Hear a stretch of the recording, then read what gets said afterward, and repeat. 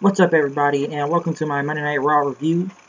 Kansas City live tonight, and a lot of stuff going down on the show. We got a lot for Raw as we pretty much the go-home show for this Sunday for Payback, with a lot of big matches happening on Sunday. We kicked it off with Chris Jericho doing the highlight reel, talking about his match this Sunday against Kevin Owens for the United States Championship, and this will be his last time on Raw, because he said he's going to SmackDown once he gets the United States Championship. It doesn't matter if it's Raw or SmackDown, the Southpaw Regional Wrestling. The fans have always supported him, and, the fans of Jericho and stuff. But he talked about Kevin Owens calling himself the face of America. He's pretty much the hemorrhoid of America, he says. And as he talked about Kevin Owens, Miz came out as fans chanted, "You suck" at him. And he talking about out with the old into the new, because it's Miz TV, which the people pretty much came out and took away the Jericho set, and it was Miz TV time.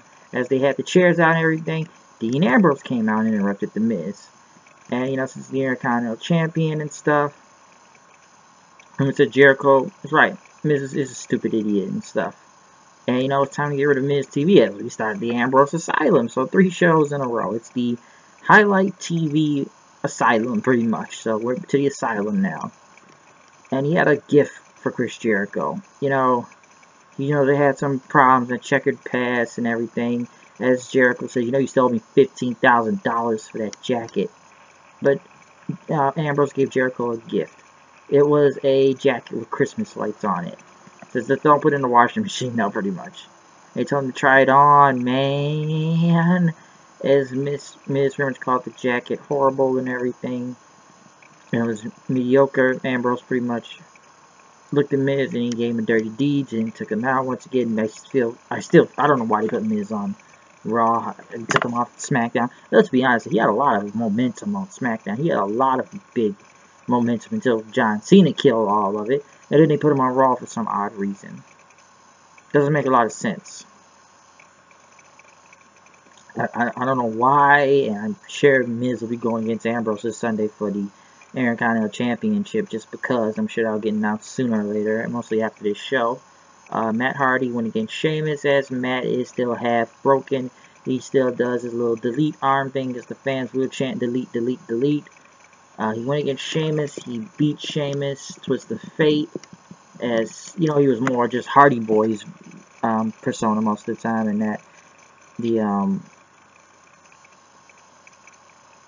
and stuff. And, Hardy Boys and everything. Is he still doing more of the broken thing? Here and there. He does say wonderful, little, does the hand thing, and, he puts the arm gesture. Listen, I don't know if this whole case is over with them and Anthem, and I don't know, I heard they were paying off Anthem. And then again, if they do, I don't know. Sometimes you can't trust WWE with this whole broken thing unless Matt's taking control. Because Vince McMahon has his hand in it and done, and they micromanage this thing will go very badly if they take control of the broken gimmick. That's Matt's thing. He can do whatever he likes, but leave it in the hands of Vince and them getting their hands on it and stuff, that's not a good idea. Because say what you want about TNA, they did have a platform there, and they did let them run wild with this, and it did get over in that company. So it was over in TNA, and I'm sure people, want the broken gimmick that badly, and yeah, we're still gonna try and delete, delete, delete. And I don't know, the whole fuck that out thing's kind of getting old now, if you ask me. Okay, we get it. Let's just, to be honest, TNA really does. Yeah, I'll just say this real quick. Anthem, TNA, I know they really want to change things up and get the fans back on their side. Especially just let this case go and just give it to them so people just stop saying fuck that out every time y'all post something on Twitter. Because it's not helping you guys in the end. So it's best to just do that. But hey, what do I know? I'm just putting a suggestion out there. And I probably said it before, but put it out there anyways. Kurt Angle was on the phone talking about the dumpster match until Miz says, "This is how you treat me on Raw." As Kurt Angle told him to get a tag partner tonight because they will be in the main event. Neville and Perkins went against Jack Gallagher, even though I don't know why TJ Perkins is still coming out to that music, still looking like a face, but he is. But Austin Aries and Gallagher won after getting with the discus forearm and everything.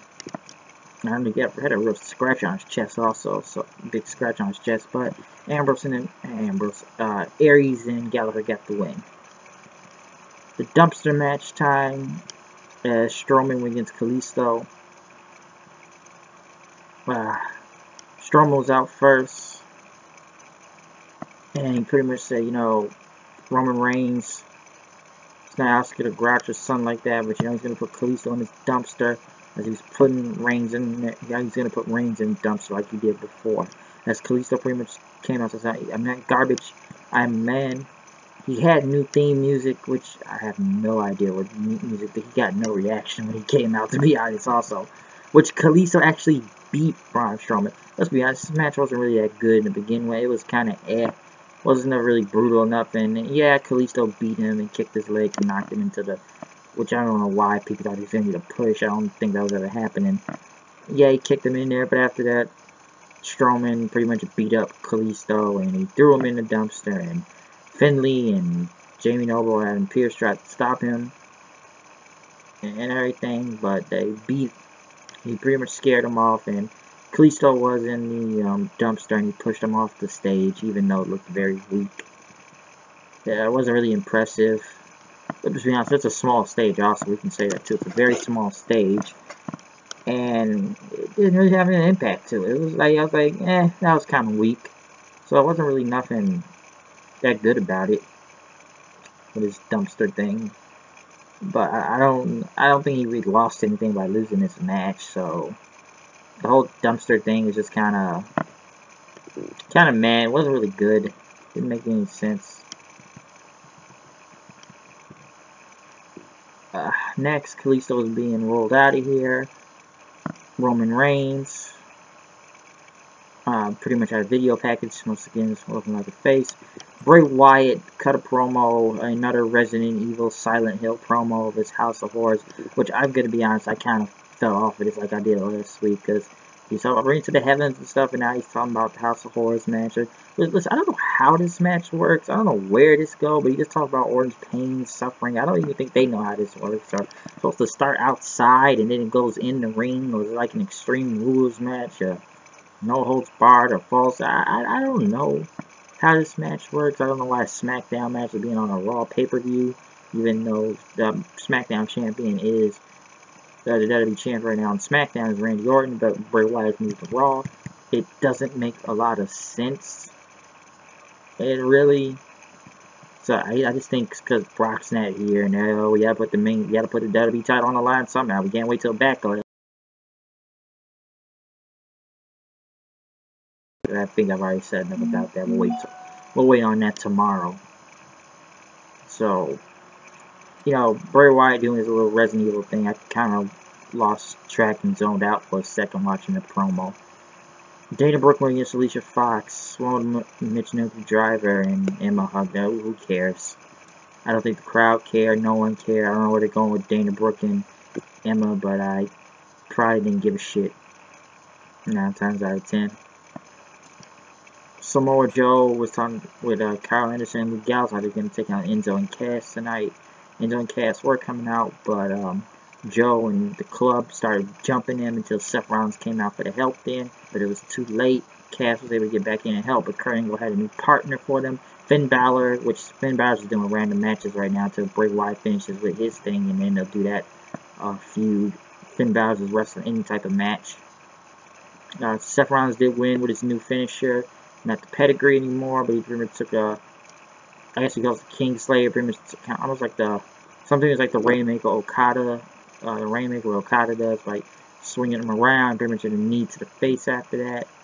So that's the thing there. I'm sure it's a better finish. I don't know why they ever got rid of the curb stomp. Somebody told me they didn't want kids doing it or something. That's what my friend told me, but I'm not really sure. In all honesty.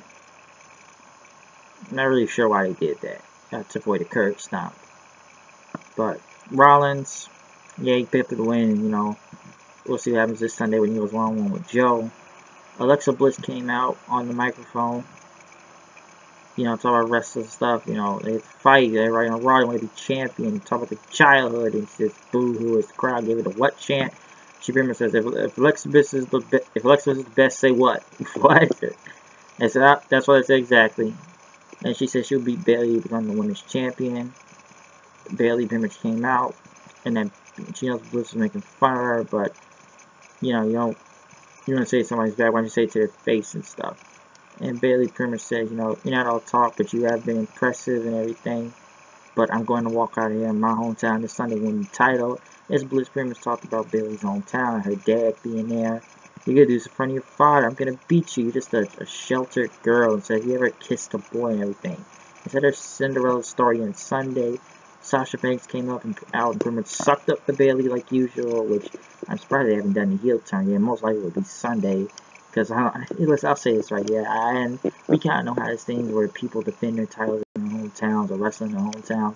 9 times out of 10, something bad happens to them, and they mostly lose all the time for some odd reason. You have to lose in your hometown. Why? I don't know. This just kind of makes sense because it's kind of a pattern to that. And that she pretty much said that Sasha puts love letters in her lunch and everything, and pretty much Sasha got tired of Alexa Bliss called her troll doll and everything. You know, you got her this Sunday, but you got me tonight. But she didn't feel safe with Sasha in the ring, and Sasha pretty much punched her. Good mic work from Alexa Bliss. I guess I can see why they moved her to Raw. I think it was odd they took her off SmackDown, because SmackDown did kind of lose some big players over there. But I guess, you know, replacing her with Charlotte, even though Charlotte still sounds like a robot, but I guess I can understand why. I was surprised they pushed Alexa Bliss to the title shot real quickly. Would I be surprised if she won the belt this Sunday because Sasha turns on her? Maybe, but very quick though. Put the title on her already. So she pretty much won by counting out Sasha, and then Alexa Bliss tried to get out of there, but Bayley grabbed her and tried to take her down there. But Alexa Bliss got pretty much loose, and then when Bayley turned around, she got attacked by Bliss, and she ran off after Sasha chased her. Ambrose, $15,000 jacket, and he wanted to be off the list, and he took him off the list until he said something lame, and he put him back on the list as he walked away. Marine 5 movie, who gives a shit, to be honest. Curtis Axel, I was actually surprised to see on TV. Rhino and Slater were there. Miz still needs a partner. He's been around all night. Until somebody brought him a note to see his partner. Apollo Crews went against Kurt Hawkins squash match. Titus Brand. Why? Where is this going? Some say this is almost like Bob Backlund trying to make Apollo Crews great again. I don't know where this is going to get him somewhere. The Titus Brand. Or what they're giving Crews. Jesus, you think they would have given this guy something on SmackDown, but you know, how unfortunate was that? Yeah, how really unfortunate was that? You think they would have given this guy something on SmackDown, but he did nothing. I don't know what they're doing with Crews, to be honest with you. It's kind of odd.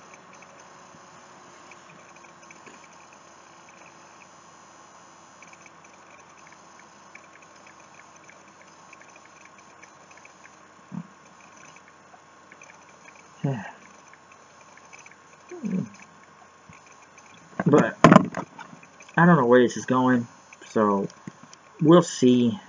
But I don't see a lot of good coming for Crews out of this. They played a package for Roman and Strowman, which some people kind of think they're going to be using his brother's death. We all know Rosie died, and it was very sad last week. But some people have kind of pointed out that when they gave that interview to Roman Reigns, or whatever, written one, they said he's never experienced a loss of someone closer than his brother. Died last week. I don't know if they're using that, knowing they probably would, but I don't know. I don't want to jump to conclusions, but some people are kind of putting that out there tonight. Austin Aries was talking to Kurt Angle about the 205 Live, and, you know, talking about with a twist and everything. Miz had a partner, Kurt Angle. He had a partner, and the Drifter, Elias Sampson, rolled by. And that's a weird part. Got an interesting partner there for you, but Miz said it wasn't him. And he says, yeah, I'm gonna be good. No, you're not. Yes, I am. No, you're not. Miz came out then. he introduced his partner who did not come out, as Ambrose and Jericho pretty much start taking out Miz. And was about to win until they pretty much got to the back of pretty much the entrance. Ambrose was going to do a dirty deed on Miz through the table, but Bray Wyatt shows up, takes out Ambrose. Jericho tries to help. They throw Jericho back in the ring, pretty much with a Sister Abigail after Jericho a cold breaker on Miz. And since I don't know where the DQ, well, where was the DQ? How is this a no contest? Like, it was legal. Well, who hit the DQ? That didn't make no sense. This ending made no sense to me. A very odd way for a go-home show, especially in the main event. It was just strange. Like, it was like, wait, I'm looking at the end credit screen right there on the side. Like, wait, who won the match? There was no disqualification. Like, it's like after that, Sister Abigail was like over for some odd reason, and Miz put his arm on Ambrose and on Wyatt, and Wyatt looked at him and hit him with his Sister Abigail and hit follow buzzards and show's over. So I don't know, but then again, the spot this crowd was kind of dead tonight. They had a little moment, but a lot of it was dead in Kansas. So yeah. And, you know, it was pretty much a 2-on-1 match most of the time. So yeah, I don't know. We'll see this Sunday. I guess the crowd was actually somewhat happy at the, you know, he took out Miz, Wyatt. We'll see what this happens this Sunday for this show with this House of Horrors thing and Roman versus Strowman, of course. Cruiserweight title on the line, tag team titles on the line, women's title on the line, U.S. title on the line. It's a lot of belts on the line, or matches on the line for Payback this Sunday. So it was a good show. Well, I guess somewhat good, but it was very strange. It started to drag on after a while. I think it is a 3-hour show, so it'd be like that. It feels like a marathon sometimes to get through. It had its good and shitty moments. Then again, Raw's almost back to business as usual. Like, it was only going to be good, probably for maybe 2 or 3 good shows, especially after the night after WrestleMania. And then after that, we kind of go back into the same pattern of bullshit as usual as well. Then again, SmackDown wasn't that good last week either, with the people they're pushing on after this whole shake-up, switch-around deal. So, hey, I don't know. We'll just have to see what happens next week, and most likely this Sunday for the pay-per-view. So, yeah, Payback is this Sunday. But it's some odd, somewhat odd show tonight. It's okay, but just odd. It's shitty moments where you don't give a fuck about. But hey, like I said, Sunday, pay-per-view, Payback. I'm out of here. I'll see you guys later. Peace out. Subscribe also.